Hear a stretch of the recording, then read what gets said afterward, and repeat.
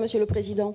Je suis étonnée de l'intervention de Monsieur Auxibard parce que quand même sa commune est sur ce tracé de la ligne Pau-Canfranc et que, comme il le dit, les trains du quotidien peuvent être un avantage et on l'a vu hier en ce qui concerne les RER basques et landais, basco-landais. Tout l'hémicycle a été favorable à ce RER basco-landais. Je ne vois pas comment on peut s'opposer à cette réouverture de la ligne Pau-Canfranc, sachant qu'il y a des demandes là aussi du train du quotidien, ne serait-ce qu'à partir d'Oloron et même Bedouce, pour aller à Pau quotidiennement. J'imagine que vous le voyez tous les matins, l'engorgement des salariés qui vont les uns de Pau à Oloron et les autres d'Oloron à Pau. Ça, c'est la première chose. En ce qui concerne le fret, il y a des choses qui peuvent être faites, près de chez vous en particulier, des études qui peuvent être menées justement pour développer ce fret et désengorger cette route nationale qui est effectivement un couloir à camions.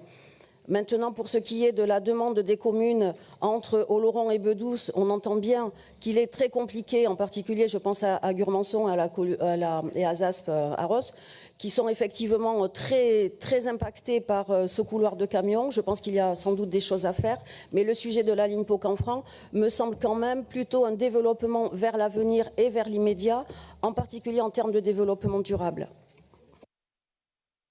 Si je peux apporter quelques éléments. Fred Mélier. Ça sera très court, Monsieur le Président. Je ne connais pas aussi bien la vallée d'Aspe que vous ou Monsieur Auxibard, même si j'ai eu l'occasion d'y aller. Par contre, je le remercie pour ses références historiques sur le globalement positif. C'est bien d'avoir quelques références comme ça. Je suis fatigué, je vous le dis, ce matin, de ces débats sur le ferroviaire, où chacun trouve que ça coûte trop cher à chaque fois, que ça soit sur la ligne Pau-Canfranc ou guère sur la LGV et les AFSB. Mais si, vous l'avez largement sous-entendu sur Pau-Canfranc. La bataille que nous devrions mener tous ensemble ici, et je dis bien tous ensemble, c'est celle du financement de notre système ferroviaire.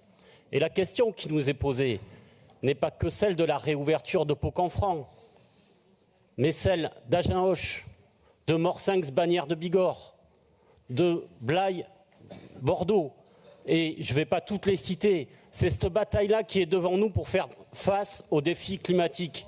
Et donc, oui, comme ça a été dit hier par Renaud Lagrave et d'autres, nous avons besoin de financement pour faire face à ce défi.